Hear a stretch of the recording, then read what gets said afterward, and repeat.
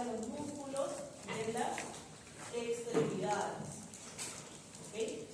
Y esto es importante entenderlo porque, sobre todo los que se van a dedicar a clínica, ya sea de pequeñas, de exóticos, de grandes, siempre viene un paciente con un problema que puede ser a nivel de la motoneurona superior o a nivel de la motoneurona inferior.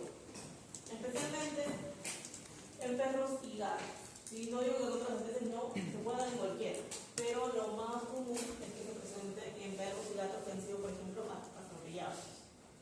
¿Sí? En perros atropellados o que han caído de grandes alturas o que se han caído desde las escaleras, ¿sí? Pueden presentar lesiones a nivel de estas motoneuronas superiores e inferiores. Si, por ejemplo, llega un paciente, ¿sí? Llega un paciente en el cual el dueño le dice que ese perrito ha sido atropellado y ven que sus miembros posteriores están totalmente flácidos. ¿Sí? Ustedes hacen las pruebas, ven que no hay contracción. Entonces, pregunto, ¿dónde estaría la lesión? ¿En la motoneurona superior o en la motoneurona inferior? A ver, algunos me dicen inferior, otros me dicen superior. ¿Por qué dicen superior? Los que dijeron superior. ¿Por qué dijeron superior? Porque modula lo inferior. ¿Y por qué dijeron inferior? Los que dijeron inferior.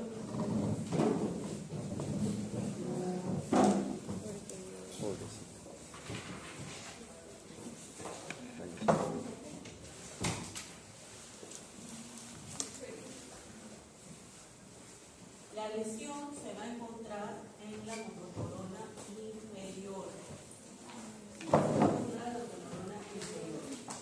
¿Qué neurotransmisor libera esa motoneurona inferior? La acetilcolina. Acetilcolina. Entonces, si la lesión está en esa motoneurona inferior, ¿habrá liberación de acetilcolina? No. No. Entonces, no vamos a tener la condición, por lo tanto, vamos a tener un miembro totalmente flácido. ¿Sí? A diferencia de que vamos a suponer que cuando se tiene una maratón, llegó otro paciente atropellado, pero en esta ocasión tiene los miembros posteriores rígidos, totalmente contraídos. ¿Dónde se encontraría la lesión? ¿En la motoneurona superior o en la motoneurona inferior? Superior, correcto. No está modulando a la motoneurona inferior. Por lo tanto, la motoneurona inferior no tiene quien la controle, quien la regule, quien la module. Y se libera acetilcolina constantemente porque no tiene quien la regule, entonces obviamente esos músculos van a estar contraídos, bien rígidos. ¿Ya? Entonces tener en cuenta bien. Ahora, tenemos aquí lo que vendría a ser el sistema piramidal y el sistema extrapiramidal. Estos dos sistemas son muy importantes porque van a regular justamente a los músculos esqueléticos. Son aquellos que nos permiten mantener, por ejemplo, la postura, ¿no? Mantener el tono muscular, poder realizar ciertos movimientos, ¿no? Y vean, primero tenemos a lo que vendría a ser al sistema piramidal, cuyo origen viene a ser principalmente la corteza, ¿sí? Parte de la corteza. Sus fibras van a ir a lo largo del encéfalo, ¿sí? Van a ir hasta el tronco encefálico, pero en el tronco encefálico, a nivel del bulbo raquídeo, sabemos que encontramos las pirámides vulvares.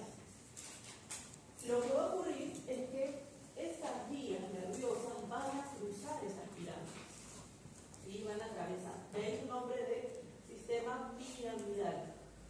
Y cuando atraviesa esas pirámides, las fibras van a ir hacia el lado opuesto. Vean aquí, van hacia el lado opuesto. Bueno, aquí nos está mostrando, si lo vemos desde este lado, está en el lado derecho o izquierdo. Izquierdo, ¿sí? En el lado izquierdo. Pero a nivel de las pirámides va a ir hacia el lado derecho. Y si vienen del lado derecho, irían hacia el lado izquierdo. ¿Eso se cambia, profesora, en las pirámides? En las pirámides. Es lo que se llama la decusación a nivel de las pirámides o decusación piramidal.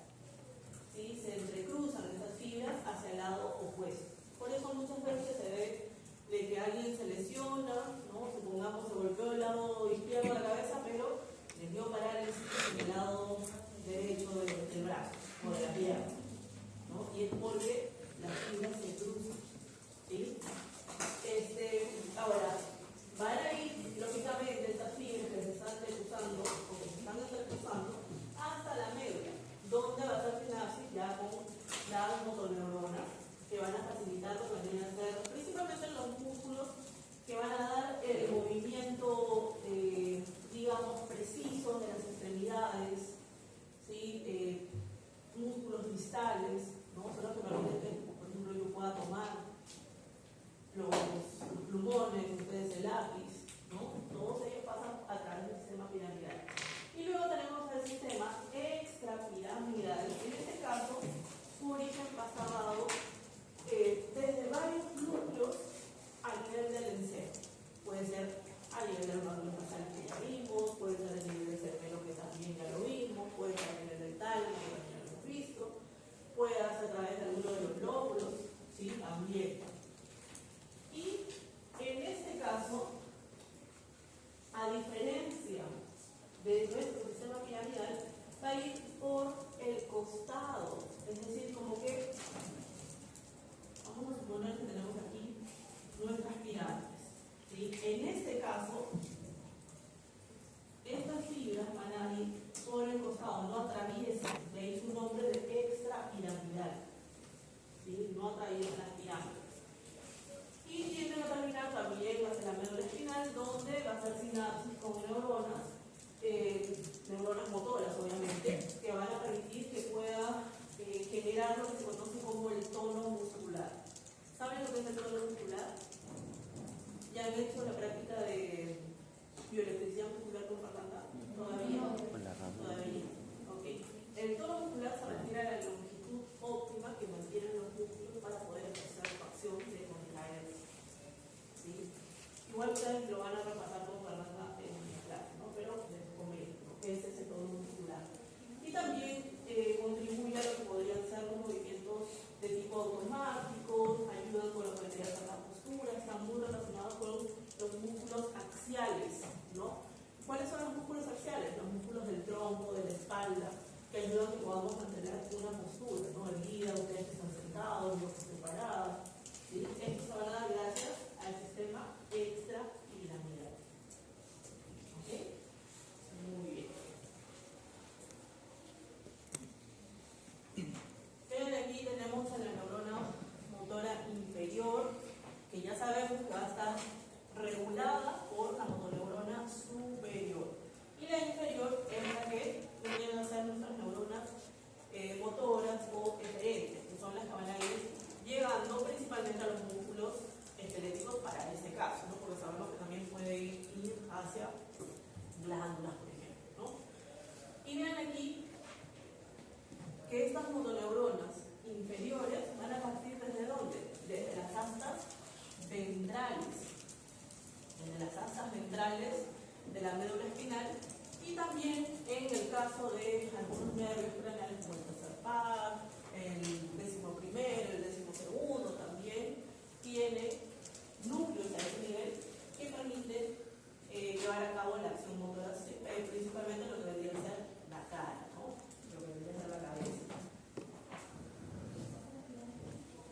Y aquí vendría a ser el conjunto de ese control central del movimiento. Vean cómo todo se relaciona, ¿no? Por un lado el cerebelo, que ya sabemos que es el que va a dar el equilibrio,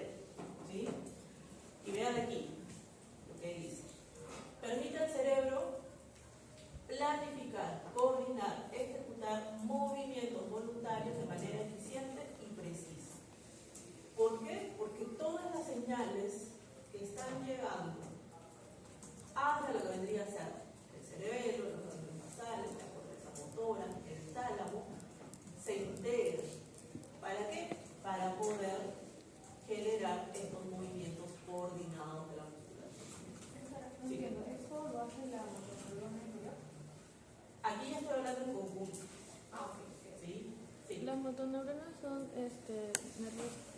neuronas eferentes, las dos. Sí, las inferiores. Las inferiores. Sí, ¿Y las inferiores. superiores? Las superiores no, son motoneuronas superiores. Ay.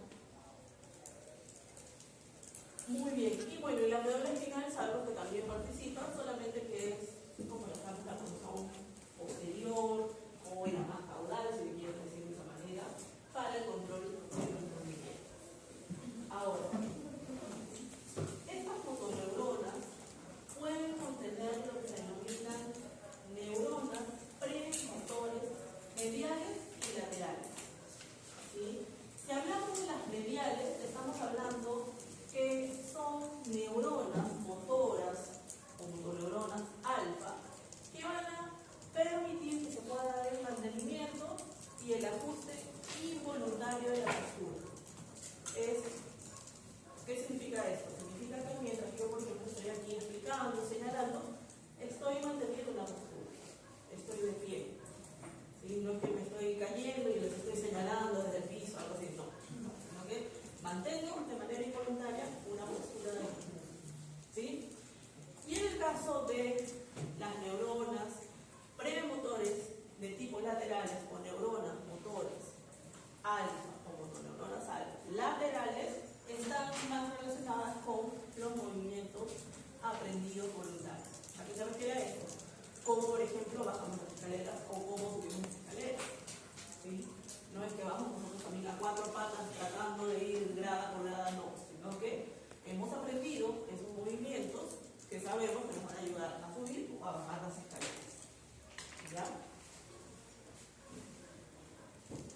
Tenemos aquí lo que vendrían a ser los tractos. Ya sabemos que los tractos son haces o grupos de fibras nerviosas que contribuyen justamente a poder transmitir esas señales de manera ascendente o de manera descendente. La semana pasada ya hemos visto varios tractos, ya no los voy a tocar porque ya lo hemos visto. ¿Sí? Ahora, vean aquí que estamos hablando ya de receptores sensoriales, es decir, receptores que son los que van a estar captando diferentes estímulos. ¿Okay? Tenemos exteroreceptores, los especiales, que están muy relacionados con lo que tendrían que ser los sentidos, ¿no? El sentido de la vista, por ejemplo, aquí la retina, ¿no? Para la vista, la cóclea para la visión, el epitelio olfativo para poder oler, ¿no? El epitelio gustativo para reconocer el gusto, el oído interno vestibular para el balance del cuerpo, ¿sí? Y tenemos superficiales, que también ya hemos hablado un poco de esto, como los mecanorreceptores, nociceptores o nociceptores, los termorreceptores cutáneos, y también entre los superficiales se pueden encontrar quimioreceptores, también en algunas especies, ¿sí? Están relacionados con, como el nombre indica, ¿no? Con sustancias químicas que puedan entrar en contacto con la piel. Tenemos propioceptores, que son profundos, son receptores que vamos a encontrar a nivel de la musculatura esquelética, que vamos a encontrar a nivel de las articulaciones, y que nos van a permitir comprender la posición del cuerpo y el movimiento. ¿Sí? Tenemos interoceptores, que son los receptores viscerales. Son receptores que vamos a encontrar, por ejemplo, a nivel del estómago, a nivel del intestino, ¿sí? Van a captar señales. Tenemos mecanorreceptores viscerales, que van a captar, por ejemplo, cuando llega el alimento, cuando llega al estómago. O también podemos encontrar quimioreceptores, que no está aquí, pero lo vamos a ver en digestivo. Encontramos quimioreceptores que captan, por ejemplo, el pH de ese alimento que llegó al estómago o al intestino, ¿no? Que capta, por ejemplo, la osmolaridad de ese alimento, ¿no? Entonces tenemos que a nivel de las vísceras tenemos también receptores.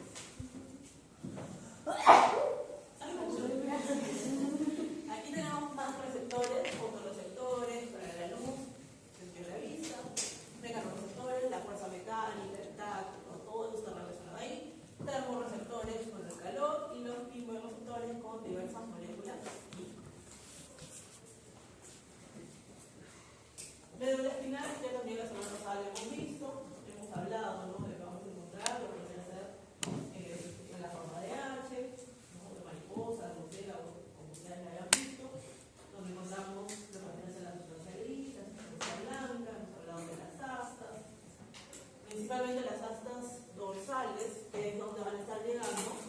vías aferentes y a través de las astas centrales, que es donde van a salir las vías eferentes, o motoras, como hemos visto hace un momento también.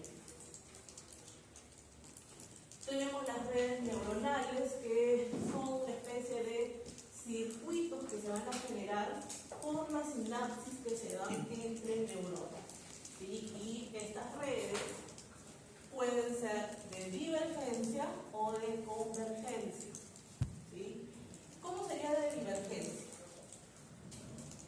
Cuando tenemos una neurona, ¿sí? Y esa neurona se convierte en una neurona presináptica y va, o mejor dicho, sus axones van a generar divergencia, es decir, es como que se van a ramificar y van a hacer sinapsis con varias neuronas posinápticas. Acá tenemos una, acá tenemos la segunda, y aquí tenemos la tercera posináptica, ¿sí? Entonces hay divergencia, este es un tipo de red neuronal. Divergen sus fibras para hacer sinapsis con varias neuronas posinápticas. Luego tenemos la convergencia. En el caso de la convergencia, tenemos varias neuronas presinápticas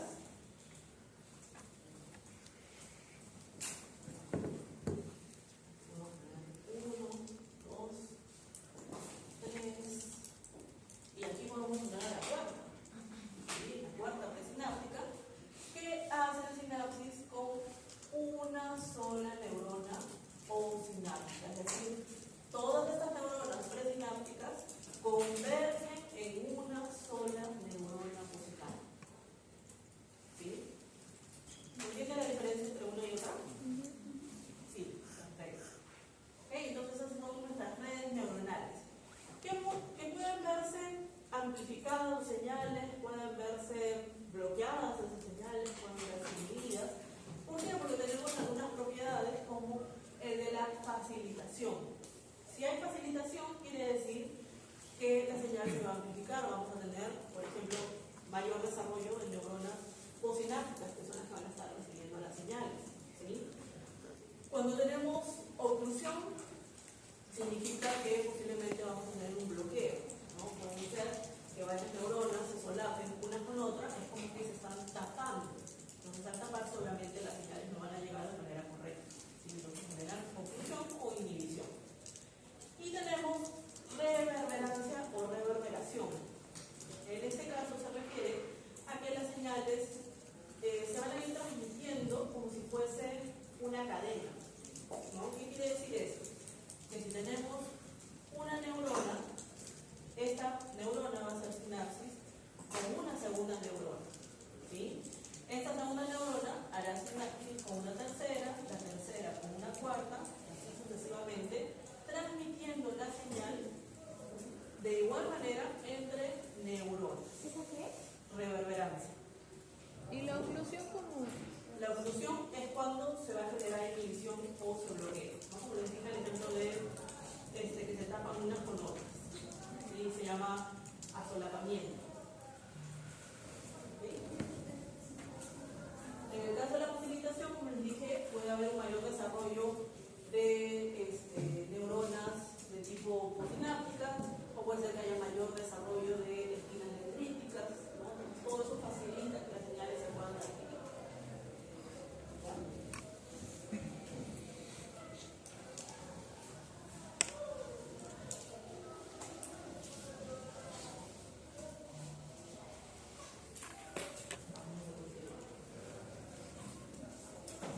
Y aquí tenemos lo que vendrían a ser los reflejos, ¿sí? Los reflejos son movimientos involuntarios y estereotipados. ¿Qué quiere decir eso? Que se realizan siempre de la misma manera, ¿sí? Siempre van a dar la misma respuesta. Y gran ejemplo de eso son los reflejos medulares, ¿no? Cuando ya sabemos que hay una olla hirviendo, o está la plancha caliente, nosotros ya inmediatamente ya estamos retirando la mano. Y eso es un reflejo medular. Y eso aquí nos está mostrando. Nos muestra lo que vendría a ser la piel, o el receptor, que lleva esa información por vía sensorial, aferente hacia el centro integrador, lo que vendría a ser la médula. Una vez procesada la información, va por vía eferente hacia el órgano efector, que es el que va a permitir que podamos retirar la masa. ¿Ya? Entonces aquí tenemos un clásico ejemplo, que es el reflejo flexor, que lo vamos a ver aquí en algunos ejemplos. Bueno, casi la mayoría de los reflejos nos muestran al reflejo flexor, ¿no? Vean ahí que habla de arco reflejo. El arco reflejo vendría a ser el sustrato anatómico por donde se van a ir dando, digamos, los procesos dentro del reflejo. ¿Ya? Es muy probable que ustedes en algunos libros o en algunos artículos encuentren que diga acto reflejo y no arco reflejo. Para nosotros aquí en fisio van a ser sinónimos. ¿Sí? Si ustedes me colocan arco reflejo o acto reflejo, no está bien, Fernando igual lo va a considerar igualito. ¿Por qué? Porque si bien el arco reflejo es un sustrato anatómico, el acto reflejo va a ser la acción que va a dar cada uno de esos sustratos anatómicos. Entonces, para nosotros es igual. ¿Ok? Y como todo reflejo, tiene sus componentes. ¿Cómo se llamaban esos componentes? ¿Cuáles eran? Ustedes que ya han dado el examen. El estímulo que llega al receptor, Vía aferente. vía aferente, centro de integración, vía aferente, Vía aferente. la vía aferente y la respuesta. Correcto, muy bien. Entonces, estos son los reflejos. Ustedes que me han respondido ahora en el examen y me han hablado de los feedback, por ejemplo, son reflejos. ¿Sí? Por sus componentes. Y bueno, en este caso estamos hablando de reflejos mentales, es decir, que son inconscientes porque llegan solamente hasta medio. La respuesta es inmediata. ¿Ok? Vamos a ver los ejemplos. Aquí está, justamente, ¿no? Nuestro famoso reflejo flexor de defensa o de retirada, también tiene su nombre. Vemos que hay un elemento nocivo, en este caso es fuego, ¿no? Hay un dedo que no se da cuenta, en este caso no se da cuenta, tomó el fuego y lógicamente los receptores de dolor van a comenzar a captar esta señal, ¿no? Este estímulo que es temperatura elevada y además doloroso. Y van a ser conducidos a través de vías sensitivas o aferentes, posiblemente aquí estemos hablando de fibras A, delta, o estamos hablando de fibra C. ¿Sí? ¿Se acuerdan que nosotros en la primera o la segunda clase hablamos de la clasificación de las fibras y decía en humanos, creo que decía? ¿Ya? Esas dos fibras son las que vamos a, que posiblemente sean las que estén llevando esas vías sensitivas hacia la médula donde se procesa esa información y va a ser sinapsis con interneuronas. Y fíjense aquí, va a generar sinapsis de tipo excitatoria y sinapsis de tipo inhibitoria. ¿Por qué? Porque necesitamos que haya señales de estímulo hacia los músculos flexores, pero que haya inhibición hacia los músculos extensores. ¿Para qué? Para poder retirar la mano. ¿Sí? Que funcione el músculo flexor y el extensor se relaja. Los dos al mismo tiempo no. Porque ¿qué pasa si el músculo extensor es el que está siendo estimulado? Entonces vamos a seguir ahí pegados al fuego, ¿no? Entonces la respuesta aquí es flexionar, retirar. ¿Sí? Retirar el dedo, retirar la mano. ¿Sí? ¿Qué inhibe el músculo qué? Inhibe al extensor.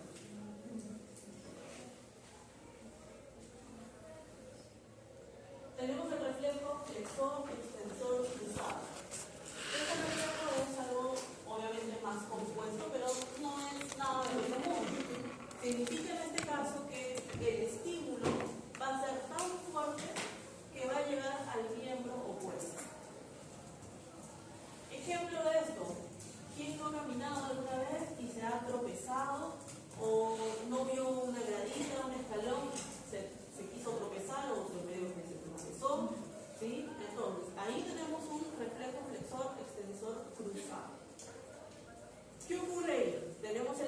vamos a suponer que es la grada, entonces vamos a suponer que mi pie es el que está tocando a ese estímulo, ¿sí? Entonces, por vías aferentes, va a llegar hasta la médula, en la médula se procesa esa información, ¿y qué va a generar?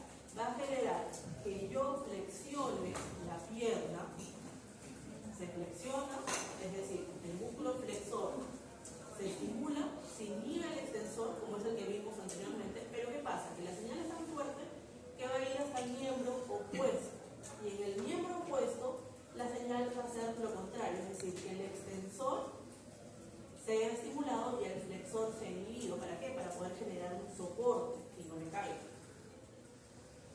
¿Sí? Y eso es lo que se ve aquí. Este gráfico en realidad está bien confuso para ustedes. Creo que hay uno más aquí. Creo. No sé, desde mi punto de vista.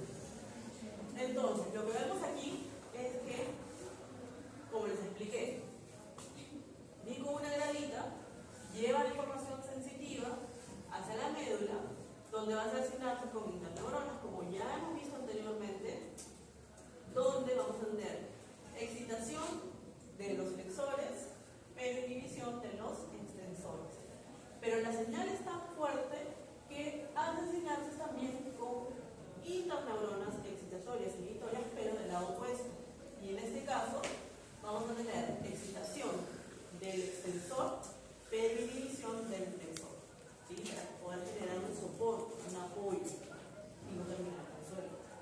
¿Ya? Entonces ahí tenemos un reflejo flexor, extensor, cruzado. Si quieren repasar sobre esto, les recomiendo el libro de Guyton, capítulo 54, creo que para todos es el capítulo 54, tienen ahí explicados todos estos reflejos que estamos viendo. ¿Sí? A ver, aquí, bueno, esto es lo mismo. Y vamos a pasar a lo que vendría a ser el uso muscular y el órgano tendinoso de Golgi, que son dos propioceptores muy importantes. ¿Sí?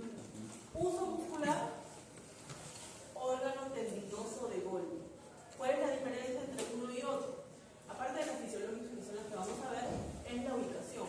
En el caso del uso muscular, se encuentra entre las fibras del músculo esquelético, mientras que el órgano tendinoso de Golgi se encuentra en lo que vendría a ser el tendón, prácticamente en el límite entre el tendón y el músculo. ¿Sí? Y otra diferencia importante es que en el caso del uso muscular va a captar el estiramiento del músculo, da cuenta de la longitud del músculo, mientras que el órgano tendinoso de Golgi va a captar la fuerza, la tensión que se está generando. ¿Sí? Estiramiento, longitud del músculo, tensión. Y vamos a ver por qué. Vamos a ver primero el caso del uso muscular, cómo está formado. El uso muscular en su interior tiene unas fibras, como podemos ver aquí, que se conocen como fibras intrafusales. Tiene una cápsula, tiene fibras nerviosas conocidas como anúnculos espirales que están rodeándola para poder ir captando digamos, esos estímulos que se generan y poder generar algo que se conoce como el reflejo miotático. ¿Sí? Reflejo miotático. Ese reflejo miotático es importante porque informa sobre la longitud de un músculo. Es el que da cuenta del estiramiento del músculo, es el que se activa cuando un músculo está estirado de más. ¿Por qué? Porque da cuenta de la longitud. ¿Cómo se llamaba? El que informa sobre la longitud. ¿El reflejo miotático? Ajá. ¿Qué parte? Ah, ya. Usted dijo de que informaba sobre una longitud del músculo. Algo del uso muscular. Bueno. Sí, el reflejo miotático. Ah, ya. ¿El reflejo miotático? Genera el reflejo miotático, ¿qué cosa? Reflejo miotático. Es el que estoy explicando ahorita. ¿Pero qué es lo que hace? Es el que va a estar captando el estiramiento, la longitud del músculo. Ok. Y vean aquí.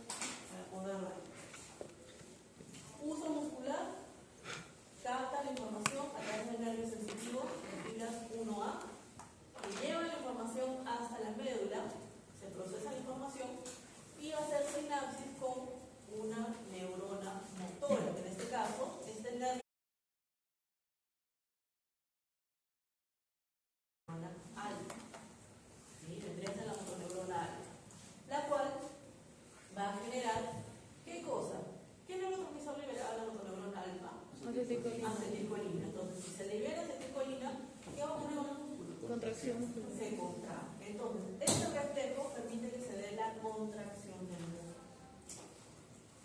Esa es su finalidad, esa es su respuesta. O sea, el nervio sensitivo va a ayudar a la contracción. ¿Cómo? El nervio sensitivo va a ayudar a la contracción. Es el que lleva la información captada por el uso muscular. Acuérdense que el uso muscular es un receptor. Lleva la información sensitiva, centro integrador, vía motora o diferente, y la respuesta. ¿Sí? Se contrae. Y bueno, aquí lo tiene. Ahora, algo importante a tener en cuenta, lo voy a revisar aquí.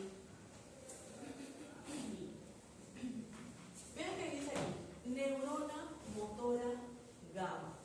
Es decir, que aparte de la motoneurona alfa, que es la que nosotros conocemos, que llega a la fibra muscular, vamos a tener motoneuronas gamma, que en este caso van a ir a inervar a las fibras intrafusales. ¿Sí? A las intrafusales.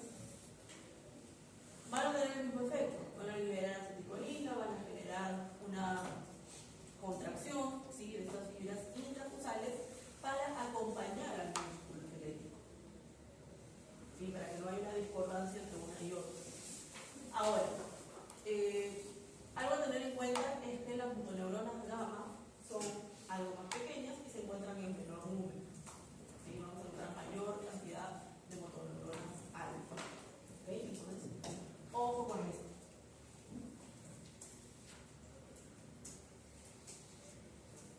Luego tenemos el órgano tenebroso de Golgi. En este caso también es un receptor que se va a encontrar, como dijimos, a nivel del tendón, prácticamente en el límite, ¿no?, de ese tendón con las fibras musculares. Y en este caso miden la tensión, es decir, cuando se está generando una fuerza máxima. ¿Sí? Hay mucha tensión en ese músculo. Entonces, en esta ocasión va a llevar las vías sensitivas aferentes, pero en este caso se conocen como las 1B. 1A para el reflejo miotático, 1B para el reflejo miotático inverso, que es a través del órgano tendinoso de Golgi. ¿Sí? Aquí hablamos de órgano tendinoso de Golgi, capta la tensión, lleva la vía sensitiva 1B hacia la médula, el centro integrador, y aquí va a hacer sinapsis con una interneurona inhibitoria. Entonces, si tenemos sinapsis con interneurona inhibitoria, quiere decir que si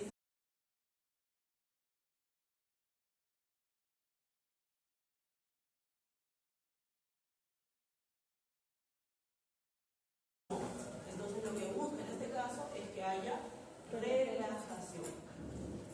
Es decir, tiene un efecto contrario al que hemos visto hace un momento. ¿Sí? Porque ahí se nombra reflejo miotático inverso. ¿Sí? Entonces, para recapitular, el uso muscular permite la captación de lo que vendría a ser el estiramiento del músculo. Este te va a dar inicio al reflejo miotático, cuya respuesta es generar la contracción del músculo. ¿Sí? El otro, que vendría a ser este de aquí, hablamos de órgano tendinoso de Golgi, capta la tensión generada en el músculo, que se capta a nivel del tendón, obviamente, y que va a llevar la información, ¿para qué? Para generar la relajación de dicho músculo, para bajar esa tensión. Y se conoce como el reflejo miotático inverso. ¿Sí? ¿Queda claro? Puedo recordarles, pueden leer el capítulo 54, les va a ayudar a reforzar eso que estamos viendo aquí. ¿Ok? ¿Qué más hay? El mismo efecto que hemos visto. Capta la tensión, lleva por vía sensitiva 1B hacia la médula, hace sinapsis con interneurona inhibitoria, la cual inhibe a la motoneurona alfa. No tenemos liberación de acetilcolina, por lo tanto va a generar relajación, se relaja el músculo. Tenemos el reflejo miotático inverso. ¿Ya? Y bueno,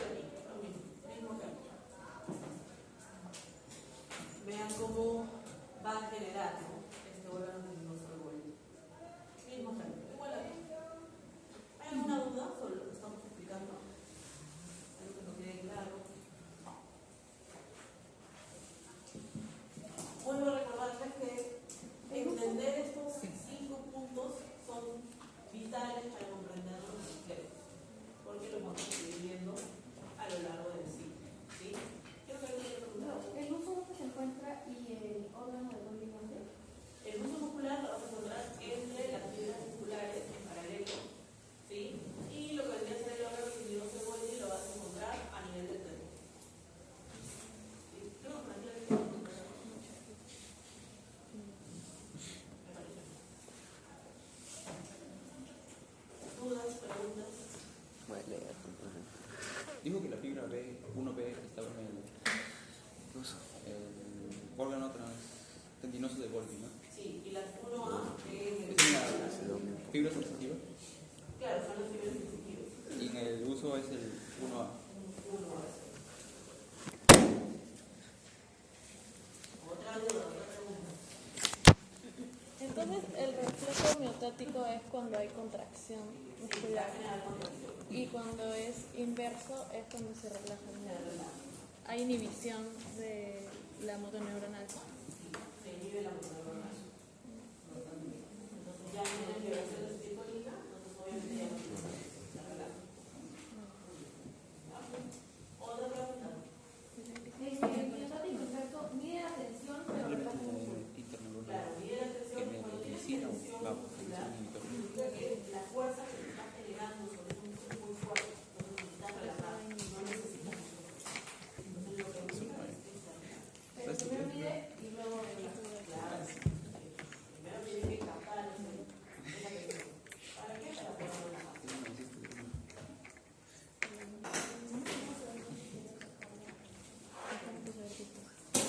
Lleva Y el primero, el miotático, es capta el estiramiento. Luego está rotayendo. Y en el segundo lo que hace es captar la tensión.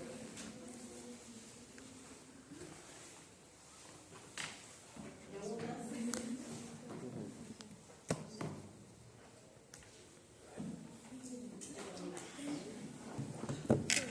Si me preguntan, no es como que ya veo que están me escuchan, que se duermen, que llevo varios cabezazos.